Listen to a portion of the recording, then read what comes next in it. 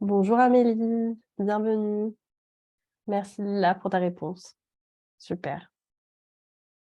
Bon, allez, plus qu'une minute, promis, et je vous fais plus patienter.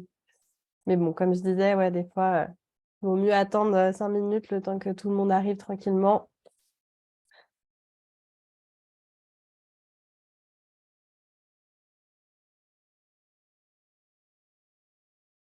J'espère que vous allez bien. Et si, n'hésitez pas, voilà, dans le chat, à me dire tout au long de la présentation vos ressentis, si vous avez des questions en direct. C'est toujours bien, moi, que je sente qu'il y a des personnes qui répondent autour. Et comme je disais, s'il y en a qui ont envie de mettre la caméra, n'hésitez pas. Faut pas être timide, on n'est pas beaucoup. Ah, voilà, que je vois une petite tête. En général, voilà, ça débloque. Quand il y en a une qui ose passer le pas, tout le monde veut bien après.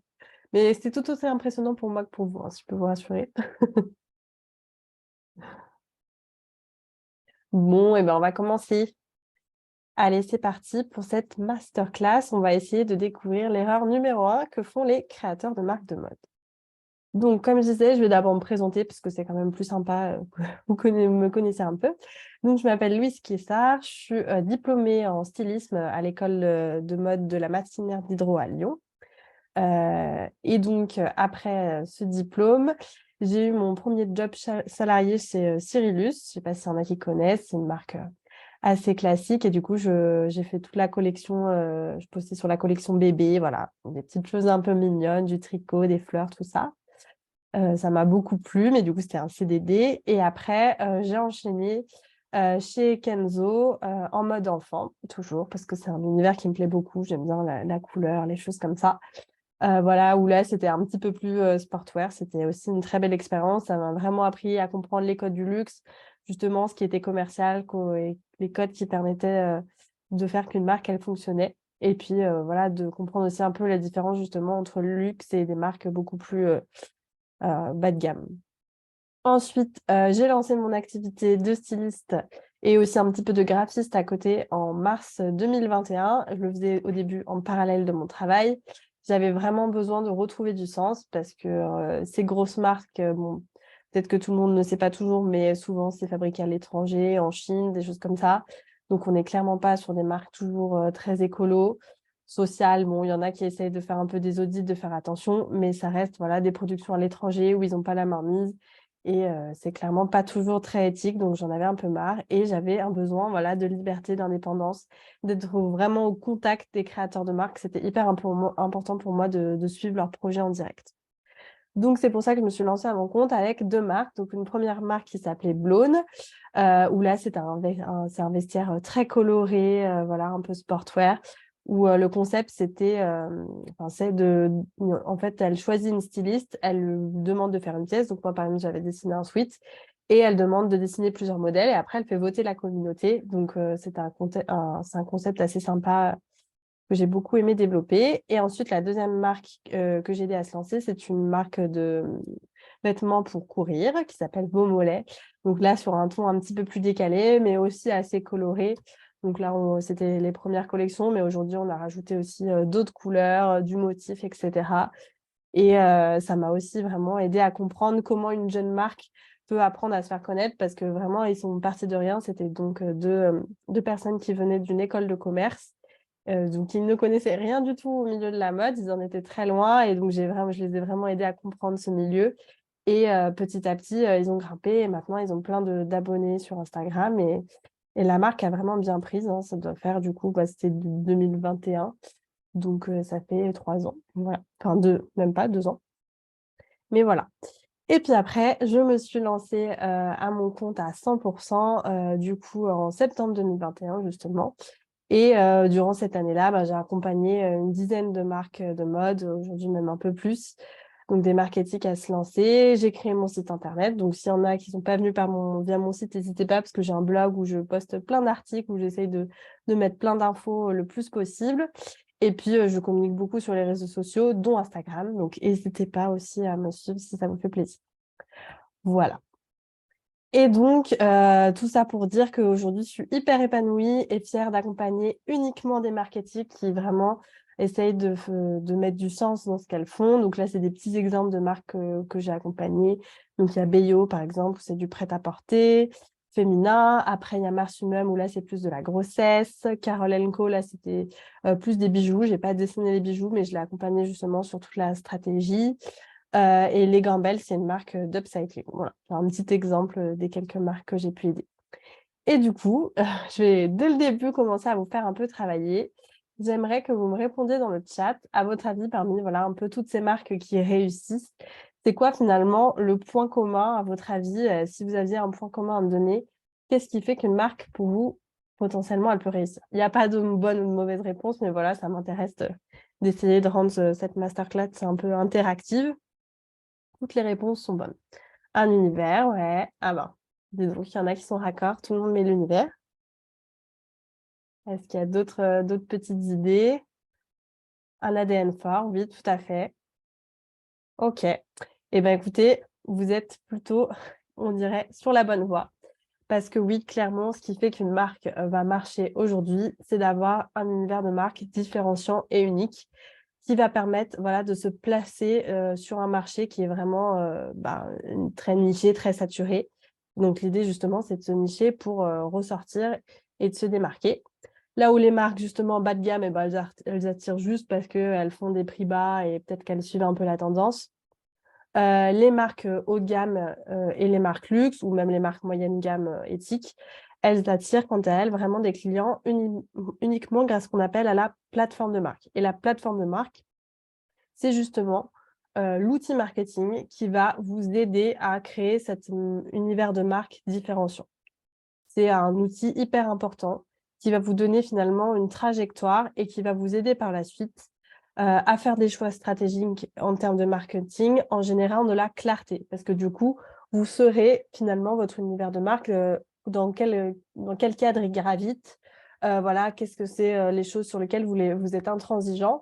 Et du coup, quand votre client il va regarder votre Instagram, vos vêtements, etc., eh ben, ce sera très fluide pour lui, tout lui semblera cohérent.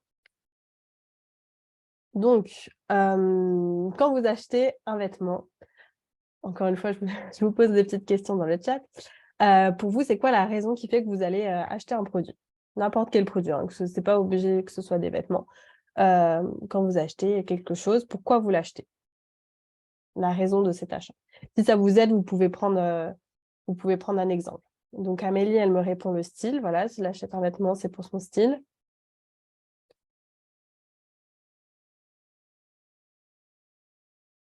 L'envie, ouais, tout à fait. Un besoin spécifique, un événement, un manque dans ma garde-robe. Oui, effectivement, ça peut être un besoin. Tout à l'heure, je vous parlais par exemple de la marque de grossesse. Bon, bah là, typiquement, ça part d'un besoin, hein. C'est OK. Créer l'envie, ouais, il y a encore cette histoire d'envie. Donc, d'après Simon Sinek, donc, qui est un marketeur assez connu, il a fait un bouquin, n'hésitez pas à aller le lire, il est très intéressant. Je crois d'ailleurs que le livre s'appelle La théorie du cercle d'or, à vérifier. Mais en tout cas, il a fait qu'un seul livre. Donc, si vous tapez Simon Sinek, vous allez trouver. Et donc, il a mis en avant un concept qui s'appelle la théorie du cercle d'or, qui dit que les gens, ils n'achètent pas ce que vous faites, c'est-à-dire, voilà, bon, j'ai une tasse sur mon bureau, ils n'achètent pas la tasse parce que le produit en soi, euh, ils achètent le pourquoi vous le faites. C'est-à-dire, typiquement, bon là c'est un peu naze, mais l'univers qu'il y aura autour de cette tasse au sein de la marque.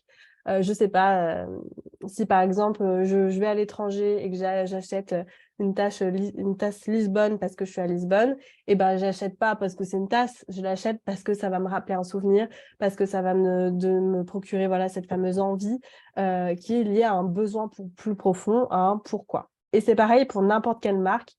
La plupart des gens, typiquement, quand on s'achète une paire de baskets, souvent, on n'est quand même pas beaucoup tant que ça dans le besoin. On achète une paire de baskets, ben, moi, personnellement, j'achète pas chez ces marques, mais par exemple, Nike, les gens achètent parce que c'est Nike, parce qu'ils ont créé tout un univers autour, voilà, un peu de la performance, de la technique, qui font que ça les nourrit et ils ont l'impression qu'en portant ces chaussures, eh ben, ils vont devenir cette personne que la marque leur envoie.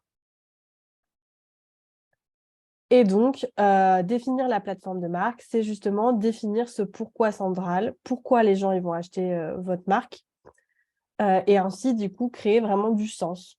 Vous devez justifier votre raison d'existence sur le marché. On ne peut pas se dire, allez, je fais encore une énième marque de mode éthique, prêt-à-porter féminin, et voilà, je suis un peu les tendances, ou je fais une gamme basique, et c'est tout.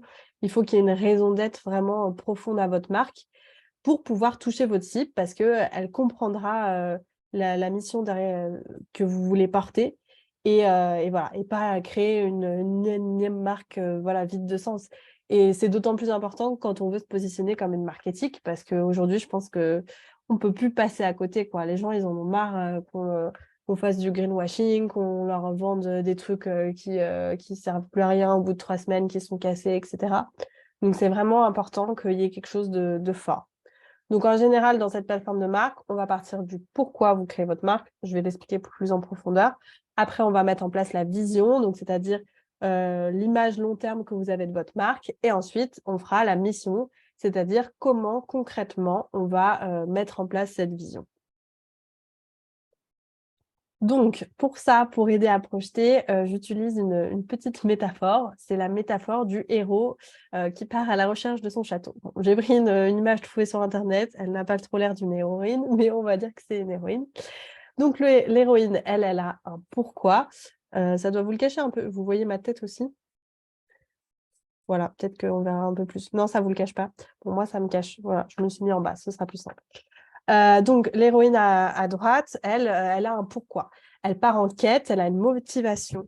Oh là, désolée, j'ai mon écouteur qui tombe. Elle a une motivation, elle a des convictions intrinsèques, des valeurs qui la portent vers justement une mission. Une mission, c'est le chemin qu'elle va parcourir, tout ce qu'elle va mettre en place pour réussir à aller vers cette vision. La vision, c'est le château qui est au loin, c'est ce qui la porte.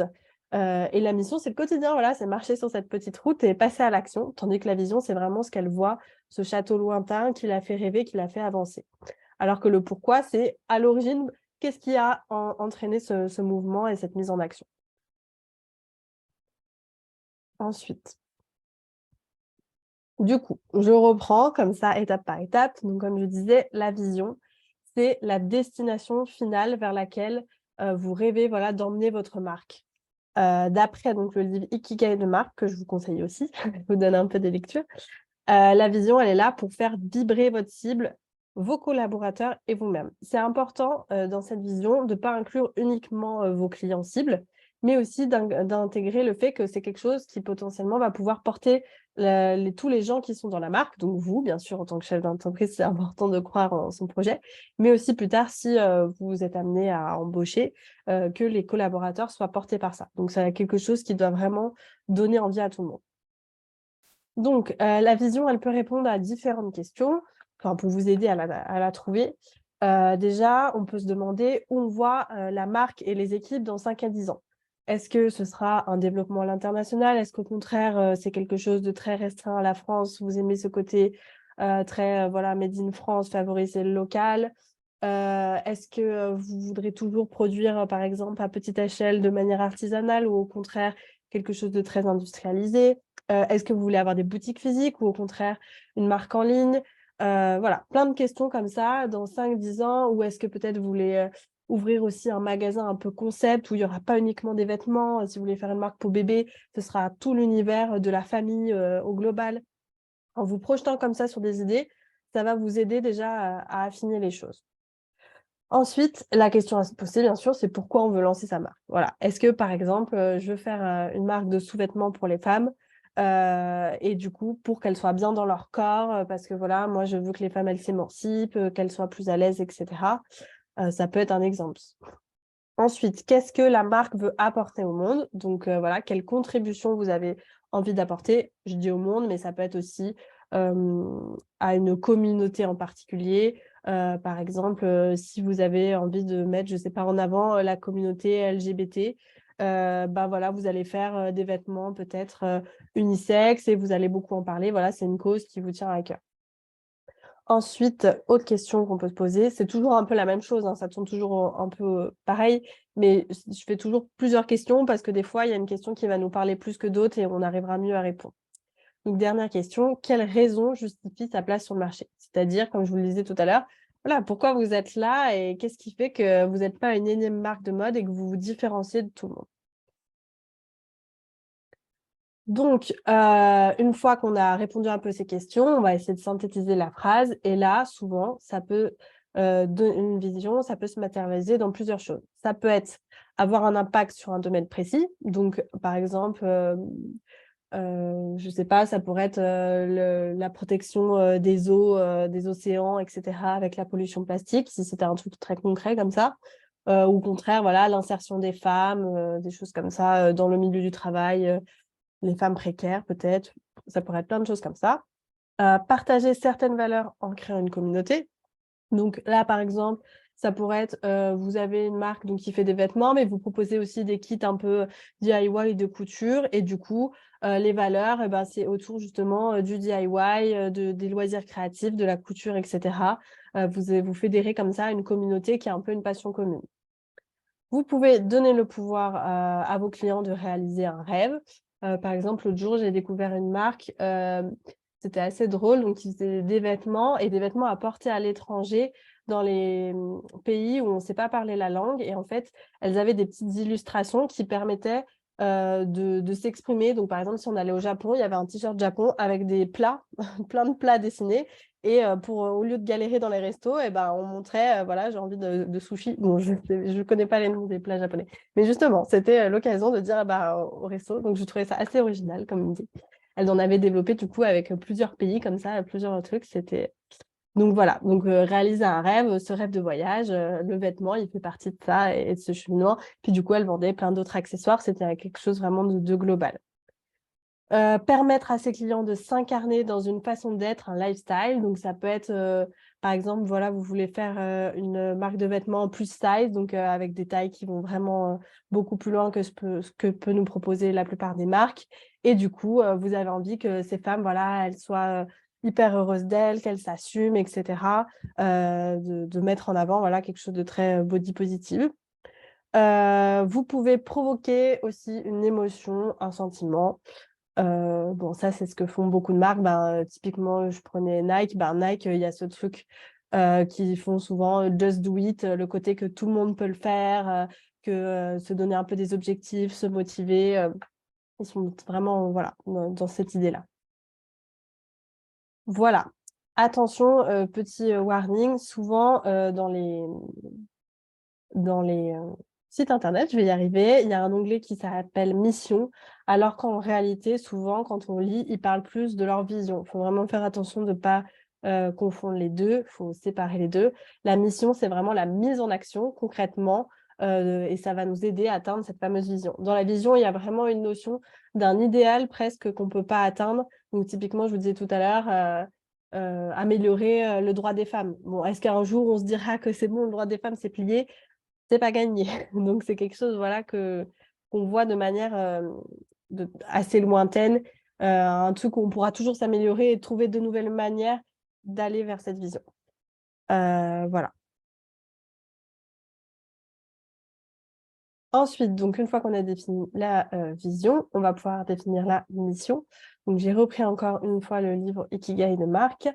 La mission d'une entreprise est son objectif général. C'est donc l'incarnation de la vision au quotidien, dans chaque acte, afin de répondre aux problèmes du client et d'atteindre ses objectifs personnels. Donc, comme je disais, c'est vraiment quelque chose de concret, quoi. C'est comment, concrètement, je vais réussir à atteindre ma vision. Du coup, cette fameuse mission, elle s'incarne un peu dans tous les pans de votre entreprise.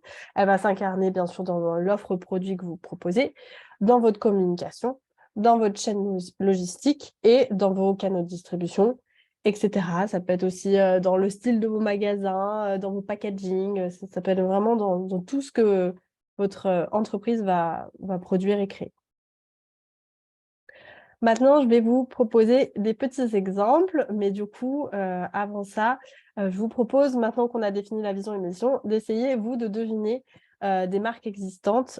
Qu'est-ce que ça pourrait être la vision et la mission? Donc, par exemple, si on prend Disney, répondez-moi dans le chat, pour vous, qu'est-ce que ça pourrait être la vision et qu'est-ce que ça pourrait être la mission de Disney? c'est pas un exercice facile, hein. Je me doute bien. C'est pour ça que là, on y va un peu progressivement.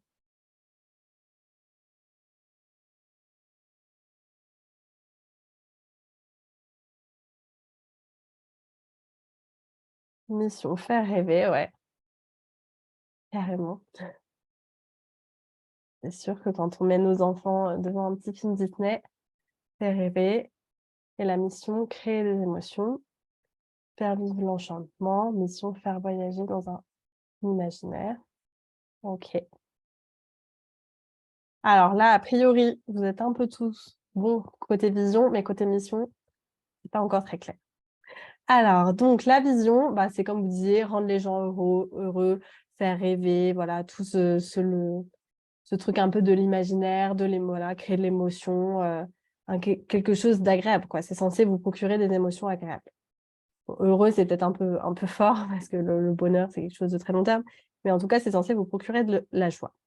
Et donc la mission, c'est comment concrètement ils vont créer de la joie. Et ben concrètement, ils vont le faire grâce à leurs dessins animés, grâce à des parcs d'attractions, grâce à une plateforme, de streaming, Disney+ qu'ils ont fait récemment. C'est vraiment concrètement quel gros projet ils vont mettre en place pour faire cette fameuse mission. Donc maintenant, je vais vous donner plusieurs exemples maintenant que vous avez compris un peu le concept. Donc on reprend Nike, voilà, c'est parce que c'est un bon exemple de marketing. Là, j'essaie de vous prendre des marques que vous connaissiez pour que ce soit un peu plus parlant. Donc la vision de Nike, c'est vraiment d'apporter de l'inspiration, voilà, aux sportifs, voilà, de l'innovation et du coup, ils le font concrètement à travers des vêtements de sport techniques et des campagnes de publicitaires inspirantes. Si vous tapez sur, YouTube, campagne, publicité Nike, vous verrez qu'il y a vraiment des trucs, on dirait presque des trucs de développement personnel où c'est là, tu peux y arriver, il suffit de passer à l'action si tu t'entraînes. Bon, je n'ai pas exactement le vocabulaire, mais il y a ce côté, ben, le fameux just do it, quoi. Et puis, il y a un petit côté aussi un peu inclusif. Là, on le voit justement, c'est dans cette idée que tout le monde peut le faire. On le voit tout à fait là dans la photo où tout le monde est représenté. Peu importe la taille, l'ethnie, tout le monde est capable de faire du sport et de se donner dans ce qu'il fait. Ensuite, on a une marque qui s'appelle Make My Lemonade, donc je ne sais pas s'il y en a qui connaissent. Moi, j'adore cette marque. Mais voilà, c'est une marque très, très colorée. Et du coup, à l'origine, sa créatrice, elle avait un blog justement de DIY où elle faisait de la couture et tout. Et elle a décidé de créer sa marque avec d'un côté des vêtements très, voilà, dans un style très, comme je disais, coloré, très vivant, et de l'autre, des kits de DIY pour reproduire certaines des pièces de la collection. Et donc la vision, c'est de donner le pouvoir aux femmes justement d'être capables de se réaliser, de se réinventer, pour devenir qui elles ont envie d'être. Il y a vraiment quelque chose, beaucoup de liberté dans cette marque, beaucoup de plaisir, c'est vraiment, très inclusif avec encore une fois, plein de morphologie, avec des femmes très heureuses, c'est hyper, agréable à voir. Et du coup, concrètement, la mission, bah, ils font ça à travers, comme je le disais, une marque de prêt-à-porter, des vêtements qui sont donc des vêtements féminins dans un style assez audacieux et des kits DIY, voilà, pour permettre aux femmes de créer elles-mêmes leur propre style avec leur propre tissu de la manière dont elles en ont envie. Ensuite, autre marque, Je ne sais quoi. Donc, c'est une marque de lingerie inclusive qui a été créée par Louise Aubry, qui est une influenceuse assez connue dans le mouvement un peu féministe. Donc, la vision de la marque, c'est de permettre à toutes les femmes de se sentir bien dans leur peau. C'est vraiment ce côté hyper body positive. Et concrètement, comment elles l'ont fait dans leur mission? Eh ben, à travers des sous-vêtements ultra confortables. Ils sont sans armature, comme vous pouvez le voir. Elle a breveté tout un développement de produits, voilà, pour permettre que ça y ait quand même un maintien, sans pour autant que ça fasse mal, qu'il y ait des armatures. Et elle propose aussi des campagnes publicitaires ultra inclusives avec des gens de sa communauté. Les photos, elles ne sont pas retouchées. Et voilà, il y a vraiment cette idée d'inclure tout le monde et de montrer que toutes les femmes sont belles.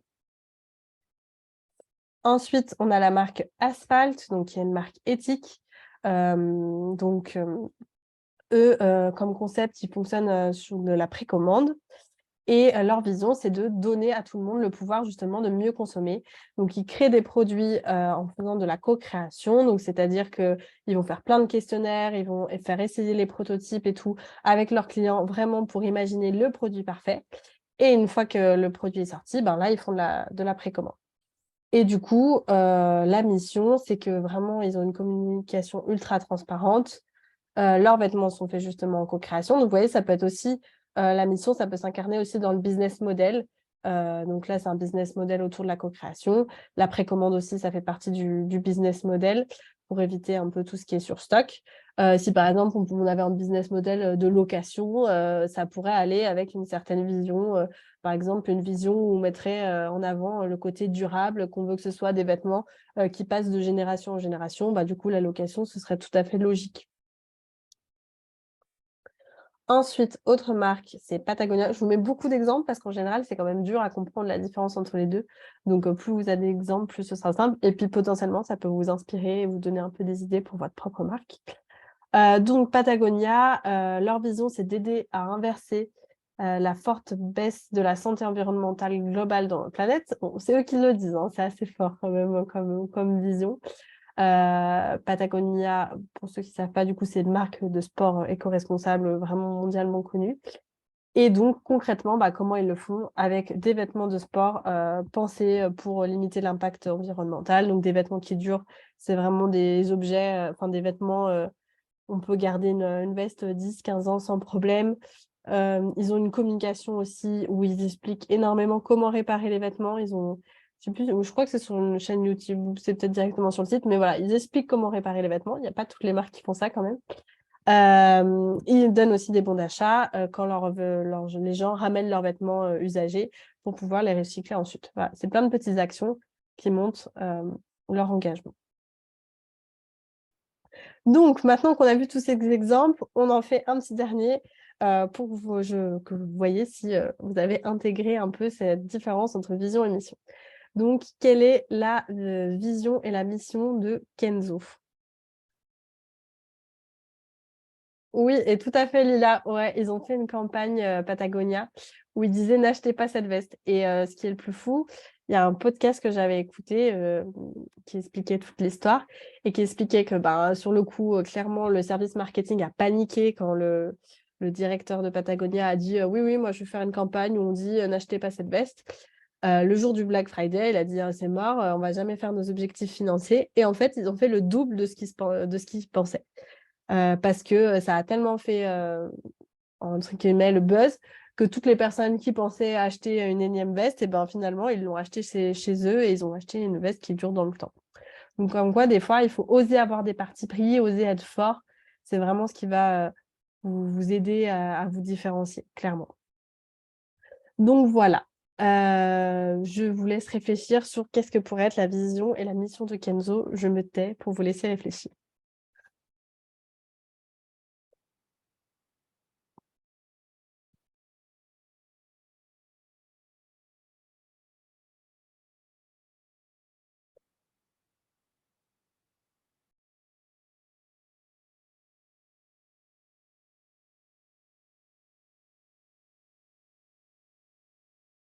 J'espère d'ailleurs que tout le monde connaît à peu près Kenzo. J'ai peut-être pas pris la marque la plus, même si elle est connue. Parce que je vois que personne ne répond pour l'instant. Vous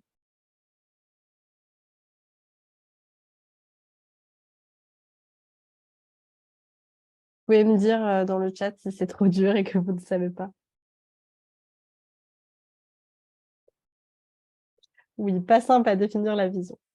Je comprends. Bon, j'attends encore une petite minute ou deux s'il y en a qui veulent quand même essayer de réfléchir. Et puis sinon, je vais vous donner la réponse, promis. Mais effectivement, c'est pas la plus simple. L'image ne m'inspire pas. Oui, effectivement, j'aurais peut-être dû mettre d'autres images. Alors, Kenzo, pour rappel, typiquement, pensez au parfum avec les coquelicots là, qui s'envolent. Il y a un côté très asiatique. Il y a beaucoup de motifs un peu floraux, des choses comme ça. Ouais, tout à fait lila. Apporter de la joie, de la couleur, du cool dans le monde du luxe. Ouais, ça correspondrait assez bien. Du coup, je donne la réponse et effectivement, du coup, Lila, t'es bien dedans. Japonisant, légèreté, ouais, voilà, c'est des influences assez comme ça. Donc, Kenzo Takada, hein, il était japonais, hein, donc déjà le créateur de la marque. Donc la vision, c'est d'insuffler une énergie positive et même, je dirais, audacieuse. Souvent, ils suivent pas trop la tendance, ils sont un peu en décalage. Ils mélangent beaucoup, de références, culturelles très diversifiées. Voilà, par exemple, il y a eu des défilés où il y avait des rayures, où il y avait des réponses, des références au Japon ou même aux marins. Enfin bon, ils aiment bien mélanger des choses. Il y a une grande liberté artistique et du coup, ça provoque quelque chose de très joyeux et de très audacieux. Et du coup, bah, comment ils le font justement? À travers des vêtements qui mêlent plein de références culturelles et de couleurs et aussi des campagnes marketing assez originales et fortes au niveau artistique. Si vous tapez sur Internet, sur YouTube, Kenzo publicité, vous allez voir des mini vidéos, c'est presque des films, c'est des pépites, c'est vraiment très beau à regarder. Même dans leurs défilés, souvent, il y en a un qu'ils avaient fait une année, ils avaient invité des danseurs, donc c'était une espèce de chorégraphie géante.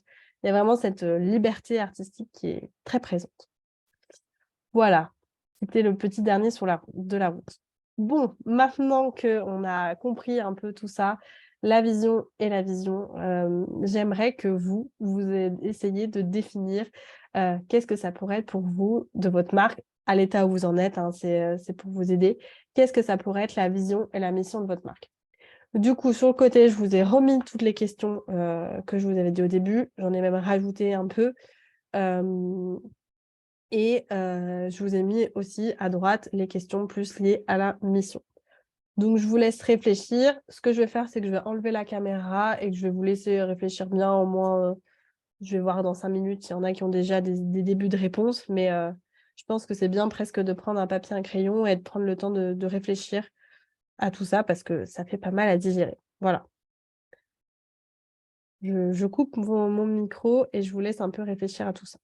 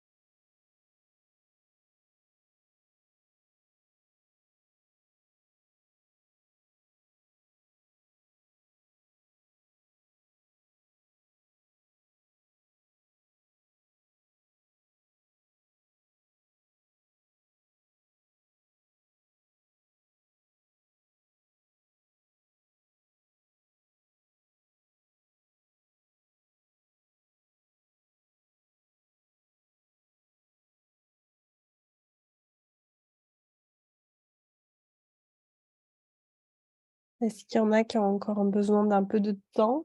Bon, j'ai laissé que 5 minutes, mais ça fait peut-être un peu court en vrai. Rien que le temps de lire toutes les questions. Donc je pense, je vais vous laisser encore 5 minutes. N'hésitez pas, dès qu'il y en a qui sont prêtes, à mettre du coup dans le chat vos réponses, même si c'est un début de réponse, ça me permettra de rebondir.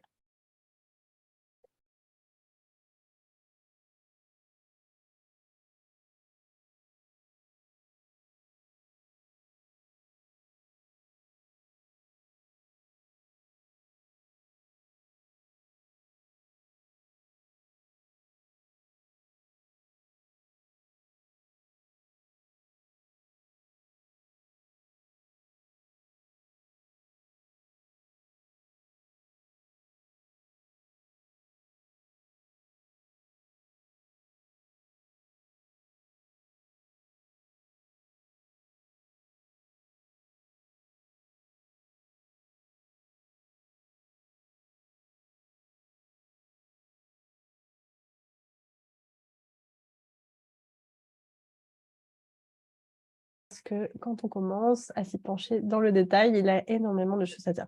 Oui, là, c'est une masterclass de voilà, qu'on fait en direct, en principe, hein, on ne définit pas une mission, une vision en 10 minutes.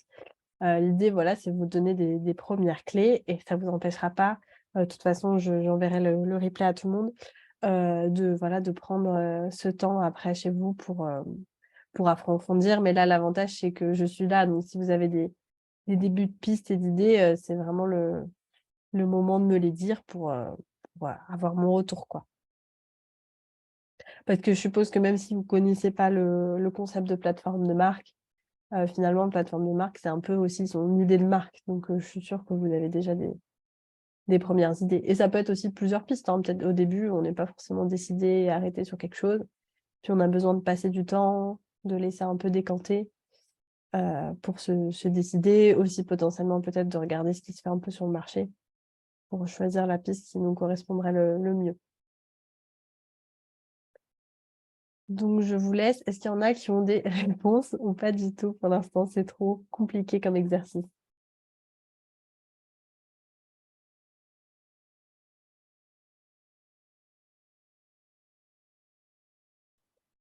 J'ai une trop grande vision, est-ce qu'il faut réduire? Ben, dis-moi ta vision, je vais te dire est-ce qu'il faut réduire? Mais en principe, au contraire, la vision, c'est rêver grand. Donc moi, je pense, vaut mieux être ambitieux. Après, faut pas perdre non plus votre client avec, 10 000 valeurs. Des fois, c'est ce que je dis à mes clients, on peut avoir plusieurs valeurs, typiquement, on a envie de faire du made in France, mais aussi un peu du recyclé, des choses comme ça.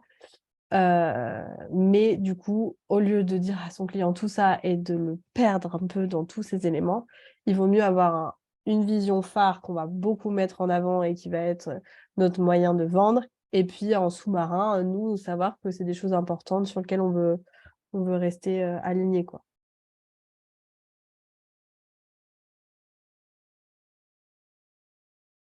Mais oui, c'est dur de faire des choix.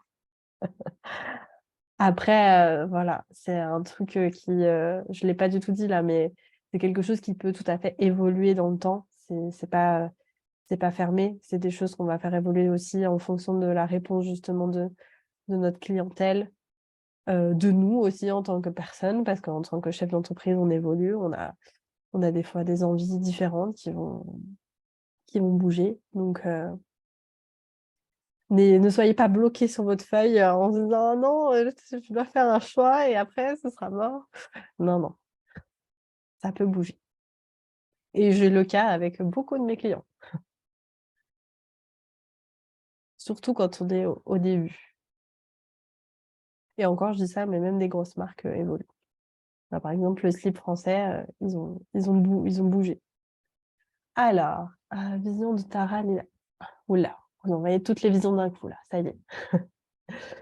Alors Lila, vision de Tara Lila, proposer une mode qui valorise la main et l'humain, célèbre l'humain dans toute sa singularité et sa diversité. Ouais, c'est intéressant. Il y a cette histoire de main qui est un peu intrigante. On se demande est-ce que c'est le côté, artisanal ou peut-être la main de l'artiste, tout ça? Mais en tout cas, c'est bien une vision. On a ce côté, un idéal, une envie et pas quelque chose de concret. Dans la vision, il faut toujours vraiment enlever tout ce qui est de l'ordre du comment.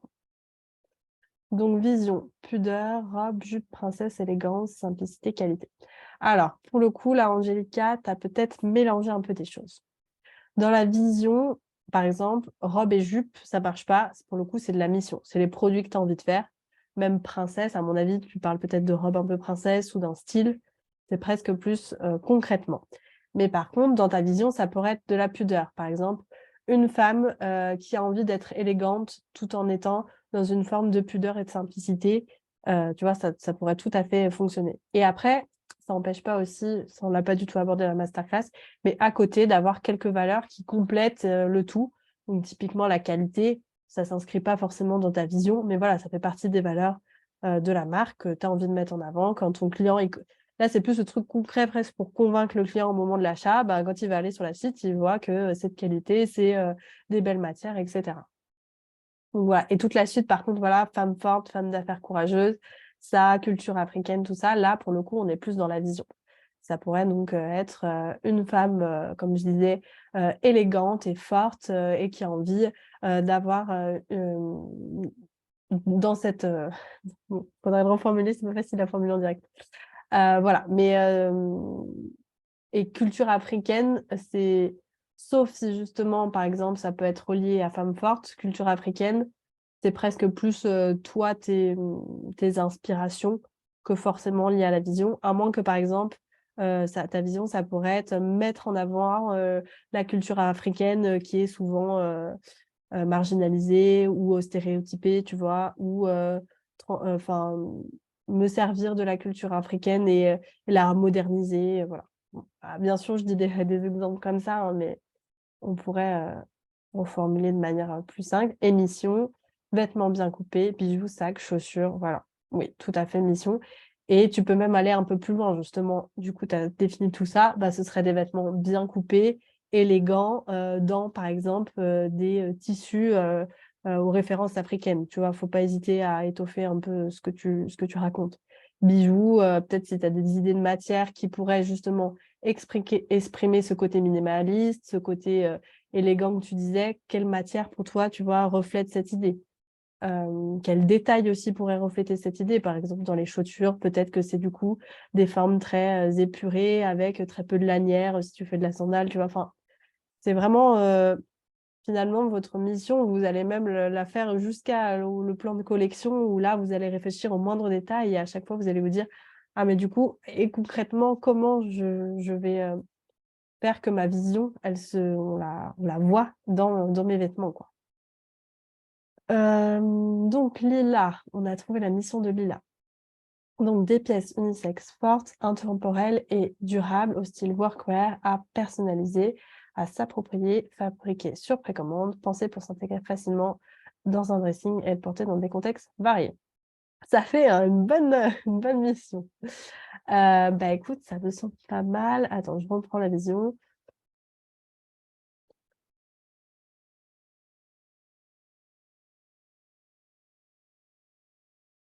Oui, donc tu vois, typiquement, quand tu disais proposer une mode qui valorise la main, c'était dans ce côté un peu DIY de personnalisation, donc ça, c'est très intéressant. Penser pour s'intégrer facilement dans un dressing et être porté dans des contextes variés. Donc ça, c'est peut-être un truc qui manque un peu dans la vision, le côté modulaire, quoi. Finalement, que ça s'adapte. Quand tu dis célèbre l'humain, c'est peut-être presque même s'adapte à toutes les personnalités. Il y a peut-être un truc, bon, tu dis singularité et diversité, mais il y a peut-être un truc encore même plus fort que ça, quoi. Presque modulable. Je ressens bien ça dans l'offre, la mission que tu proposes. Côté fabriqué sur précommande, valoriser le savoir-faire et l'artisanat. Ouais, bah ça, du coup, il y a le côté de la main. Finalement, la main, elle a plusieurs formes, quoi. C'est à la fois le côté personnalisé et à la fois le côté artisanat. Donc, c'est vrai que c'est intéressant comme proposition. Bon, bah, tu vois, en général, si en disant votre mission et votre vision, on comprend bien et qu'on est capable à retranscrire, c'est bon signe. Faut pas hésiter. Là, vous avez votre vision que vous allez raconter, donc vous, que vous vous racontez à vous. et après essayer de la retraduire un peu plus simplement pour la communiquer à votre client cible. C'est pas facile, hein. Mais typiquement, là, c'est un peu long et il y a beaucoup de mots, donc il ne faut pas hésiter à la faire plus synthétique. Donc là, on a Flavien qui me dit vision, changer le monde à coups de mollet. Oui, donc pour info, Flavien, c'est le créateur de la marque Beaumolet. Donc je vous parlais un tout petit peu plus tôt dans la masterclass. Mes clients viennent me soutenir, c'est agréable. Changer le monde à coups de mollet, permettre à chacun de passer à l'action pour un monde meilleur. Donc là, oui, clairement, la vision, il l'a justement, c'est ce que je vous disais il y a 30 secondes, il aurait pu dire sa vision, c'est essayer de faire changer le monde grâce à des vêtements, blablabla. Non, là, il a adapté pour que les clients, ça soit un peu marketing et ça soit un peu sympa en écrivant changer le monde à coups de mollet, puisque c'est une marque de vêtements de sport, de course à pied. Donc, tout le référence au mollet, beau mollet, voilà, donc il y a un petit jeu de mots. Et tout de suite, bah, c'est plus publié, plus marketing, ça se retient bien. Voilà, donc il y a cette idée d'essayer peut-être de trouver comme ça en une ou deux phrases une façon de résumer votre vision qui peut vraiment être intéressante. Et la mission, du coup, équiper les coureurs avec des chaussettes performantes, audacieuses et stylées, entièrement fabriquées en France. Voilà, ben là, du coup, vraiment, concrètement, comment on met ça? Presque, du coup, le côté Made in France, normalement, ce serait presque dans la vision. On aura envie de rajouter, mettre en valeur le savoir-faire français, des choses comme ça. Surtout que Beaumolet, clairement, le nom fait très, très franchouillard. Donc, c'est un truc la marque, elle transpire ça, quoi, j'ai envie de dire. Voilà. Et du coup, justement, tout à l'heure, c'est ce que je vous disais, il ne faut pas se perdre dans 10 000 visions. C'est ce qu'on avait eu au début avec Flavien, c'est que on parlait un peu à tous les niveaux, quoi. On parlait du Made in France, on parlait de vêtements techniques, on parlait de vêtements recyclés. Et du coup, au bout d'un moment, c'est vrai que la communication, c'était dur et on s'est un peu perdu. Et du coup, après, avec le temps, Flavien s'est rendu compte qu'il voulait vraiment renforcer ce côté plus performant parce que c'était quelque chose que les clients, ils attendaient. Ils avaient besoin que des vêtements pour la course à pied, ce soit performant et que finalement, toute cette sphère, faire que ce soit plus écologique et tout, ça a renforcé, mais voilà, c'était le couplement des deux et que le côté Made in France, finalement, c'était sympa pour le côté visuel et tout, mais c'était pas ce qui faisait finalement le plus acheter les clients. Voilà, vous voyez que avec le temps, il y a des trucs qu'on a appris tout bêtement parce que voilà, on s'est rendu compte que le fait que ce soit performant et technique, c'était hyper important pour les clients, alors que nous, au début, on pensait que si c'était juste technique, mais qu'on ne le mettait pas plus en avant que ça allait suffire. Et en fait, non, il fallait que ce soit technique et que ça se voit sur les produits. Voilà. Est-ce qu'il y en a qui ont d'autres choses à dire? On a fait pas mal le tour. On va pouvoir passer aux questions, du coup. Donc là, les questions, ça peut être sur les exercices qu'on a fait, mais bien sûr, ça peut être de manière plus large. Donc, soit vous les posez dans le chat, soit vous pouvez même, s'il y en a qui ont envie, ouvrir votre micro et me les poser en direct. Souvent, des fois, c'est un peu plus facile. Voilà. Et donc, comme je disais, ouais, ça peut être vraiment tout sur la création de marque. Je n'ai pas de questions qui me viennent en tête, mais voilà, ça peut être plein de choses différentes.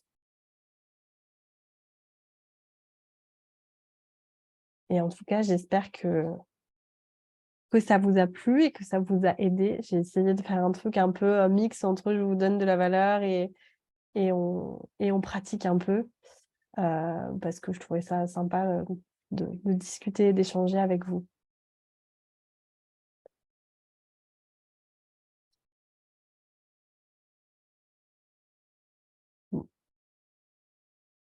Donc, je laisse s'il y en a qui ont envie de me poser des questions, réfléchir un peu tranquillement. J'arrête de ne faire que parler. Lila, c'est super d'avoir rendu ça très interactif. Ah ben, je suis contente. C'était vraiment l'objectif. Donc, ouais, j'ai fait le mix en gros de 2 vidéos de ma formation et j'ai rajouté vraiment le côté exercice interactif avec vous. Donc, c'est cool. Angelica, j'ai adoré. Bon, bah super, trop contente.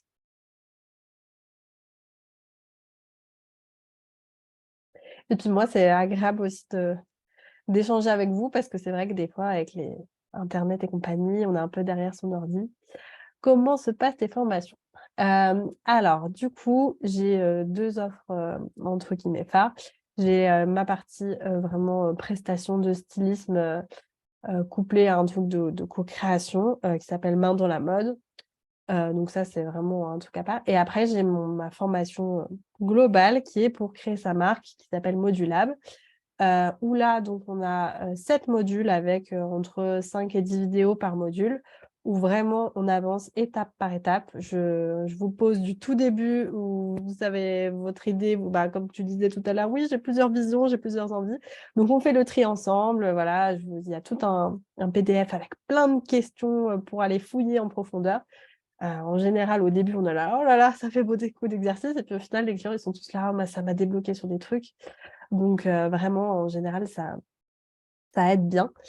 Une fois qu'on a fait ça, il y a aussi toute une partie, où je vous explique vraiment l'industrie de la mode, le vocabulaire, les matières, tout ça. Après, on définit, les produits que vous avez envie de dessiner pour votre 1re collection. Je vous explique comment on fait. On fait l'étude de marché, l'étude de la clientèle cible. On passe dans le concret ensuite, où là vraiment, bah, concrètement, comment on trouve des fournisseurs, comment on définit le prix d'un produit et cetera. Après, il y a un dernier module où là, ce sera plus sur, le lancement avant, avant voilà la 1re collection. Comment on établit, toute sa communication, est-ce qu'on fait plutôt, sur une plateforme une campagne de crowdfunding ou est-ce qu'on fait plutôt sur son site? Je vous propose plusieurs options. Comment faire shooting photo et cetera. Donc vraiment, je vous explique tout, je vous guide, pour préparer toute cette communication avant le lancement. Voilà, donc c'est vraiment une formation que j'ai voulu, penser de un peu de A à Z. J'avais pas envie on doive acheter une 1re formation, puis une deuxième, puis une troisième. Je voulais qu'avec une formation, vous soyez capable de faire tout le début. La seule chose que j'aborde pas, c'est le côté plus juridique parce que je considère que, c'est pas mon métier. J'ai pas fait d'études d'avocat. Voilà, mais par contre, il y a un petit annuaire avec, plein de professionnels, dont, une avocate spécialisée, dans le e-commerce et la mode, que je conseille les yeux fermés. Voilà. Et après aussi, du coup, il y a, une fois par mois, un live. Vous pouvez, comme un peu comme là, venir me poser toutes vos questions, en direct et il y a un groupe Facebook où vous pouvez échanger entre vous, poser des questions et sous les vidéos aussi, il y a, des espaces pour poser des questions comme ça. Si vous avez une question vraiment spécifique, il y a une vidéo. Voilà et à chaque fois, les vidéos, c'est vraiment accompagné de supports. Il y a un énorme PDF avec des trucs à remplir. Quand on passe plus sur la partie prix, il y a des Google Sheets avec des tableaux, où je vous fais tout en vidéo, pas à pas, comment on fait et voilà, c'est à peu près tout. Est-ce qu'il y en a qui ont d'autres questions? Hem alors, Arélis. Donc définir la vision et la mission est la clé pour que la marque fonctionne. Oui, au final, j'ai pas redit le truc de la masterclass, mais clairement, c'est l'erreur que j'ai vue, chez les marques qui finissaient par, pas fonctionner. C'est que, leur ADN de marque était pas assez fort, ils avaient pas une vision, ils avaient pas de mission et du coup, comme je disais, ils créaient une énième marque de mode. Souvent, c'était du style, «Je vais faire une marque de t-shirt avec des visuels», ou je vais faire une marque, de basique, et cetera. Mais du coup, il y avait pas d'âme et il faut savoir que, ben, des produits éthiques, c'est quand même cher et du coup, un client, il achète des produits chers que si, il se sent appartenir à la marque, il sent qu'il a des valeurs communes avec la marque et vous-même, je suis sûre que vous tombez sur une marque inconnue, si elle a un prix assez élevé et que vous ne comprenez pas trop, l'univers de cette marque, que juste il a l'air de suivre les tendances, vous achèterez pas. D'autant plus si vous faites de la vente en ligne. La vente en ligne, ça demande encore plus d'être rigoureux, sur son univers de marque, de donner confiance, vraiment et en fait, la mission et la vision, ça va aider votre client à avoir confiance parce qu'il va arriver, tout sera cohérent, quoi. Il arrive, le site internet, visuellement, tout lui paraît beau, le shooting photo, il a été pensé pour, les vêtements, c'est la suite et en plus de ça, il y aura, ce lien finalement un peu affectif parce qu'on va, connecter avec, les valeurs de la marque. Voilà. Je sais pas si ma réponse était claire. Je suis juste en train de me rendre compte que depuis tout à l'heure, je n'ai pas branché mon ordinateur, donc je vais juste le brancher rapidement. Hop, ça aurait été bête de couper en plein live. Désolée. Oui, très clair. Bon, bah, super, Angélica. Bon, trop chouette. Est-ce qu'il y a d'autres petites questions? N'hésitez pas à poser des questions même un peu plus concrètes, terre à terre.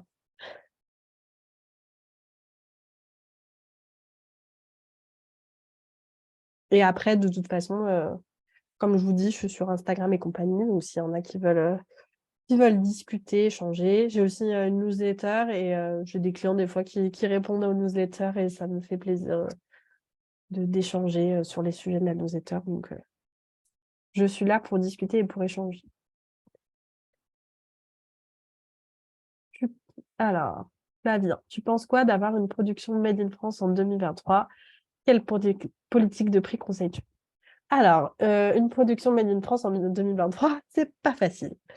Le Made in France, c'est super parce que c'est gage de qualité, que c'est vrai que ça a une très belle image. En général, les clients, ça leur donne envie d'acheter, mais c'est vraiment beaucoup plus cher. Déjà, d'avoir le marketing, c'est compliqué. On rajoute le marketing Made in France, on se rajoute un degré de complication. Néanmoins, ça peut être vraiment intéressant, justement, pour moi, j'ai l'impression de ce que j'ai pu ressentir, si on se positionne sur du haut de gamme. Ça va être difficile de réussir à se repositionner sur des marques du type le slip français, où ils sont plutôt milieu de gamme plutôt que haut de gamme, parce que y a ce phénomène un peu d'essoufflement où les gens ils ont un peu du mal. Donc, en politique de prix, moi, du coup, je conseillerais une politique de prix assez élevée, avec un esprit de marque, du coup, euh, assez haut de gamme, justement, qui fasse vraiment ultra qualitatif, il faut être irréprochable, que les gens aient l'impression d'en avoir pour leur argent, entre guillemets, et vraiment valoriser ce côté savoir-faire français pour justifier le prix. Parce que c'est vrai qu'il faut l'avouer, ça fait quand même partie de la difficulté. Et après, une autre stratégie aussi, ça peut être de commencer par des produits où on a une forte marge, donc du type plus de l'accessoire, des choses comme ça, où c'est plus facile de marger que des produits très sophistiqués comme un manteau, une robe ou des choses comme ça.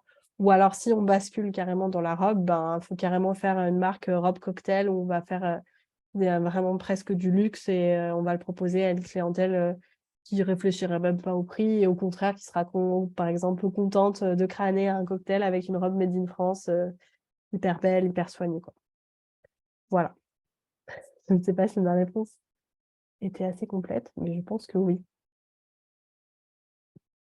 Bon, on arrive doucement sur la fin. Donc, s'il y en a qui ont des dernières questions à poser, c'est le moment. Et puis sinon, je vais libérer tout le monde pour aller manger, parce que je pense que ça, il y en a qui ont peut-être faim. Et puis, de toute façon, comme je vous le disais, vous recevrez le live. Donc, peut-être que je couperai un peu les parties où vous réfléchissez. Euh, mais, euh, mais voilà. Et encore une fois, comme je disais, n'hésitez pas à venir discuter sur Instagram, à suivre la newsletter et compagnie. Lila, merci beaucoup Louise et bravo pour cette masterclass. C'était trop gentil. J'avoue, j'étais un peu stressée vu que c'était la première, mais je suis contente qu'on soit en petit comité, que tout le monde ait répondu. Ça fait trop plaisir. J'ai vraiment eu l'impression d'échanger avec vous. Merci beaucoup. On doit attendre le 12 juin pour s'inscrire à la formation Modilab. Oui, oui, parce que là, en fait, j'ai fait un peu des petites modifs sur le dernier module, suite justement à des retours de mes clients. Donc, j'ai refilmé des modules et je suis en train de les basculer, de faire des montages. Et du coup, c'est un peu une mise à jour. Donc, je préfère attendre le 12, que tout soit bien mis à jour et de vous accueillir dans des bonnes conditions. Ça, c'est vraiment un truc que je mets en avant. J'ai pas envie d'avoir tourné la formation une fois et que basta, ça s'arrête. Et non, j'essaie vraiment d'écouter vos retours, de modifier et puis aussi d'écouter le marché parce que des fois, il y a de nouvelles choses qui arrivent et de vous proposer de nouveaux exemples, etc. Voilà, ça a vraiment pour but de ne pas rester figé ad vitam aeternam. Voilà. Mais promis, Angelica, si tu t'es abonné à la newsletter ou à la liste d'attente sur mon site, tu seras tenu au courant directement. Voilà. Eh bien, écoutez, merci à tous. Je suis trop contente de vous avoir eu et puis, je vous souhaite un très bon appétit et puis, au plaisir de discuter avec, ceux qui en ont envie, comme je disais sur Insta et compagnie. Voilà. Merci à tous. Bonne soirée. Au revoir tout le monde.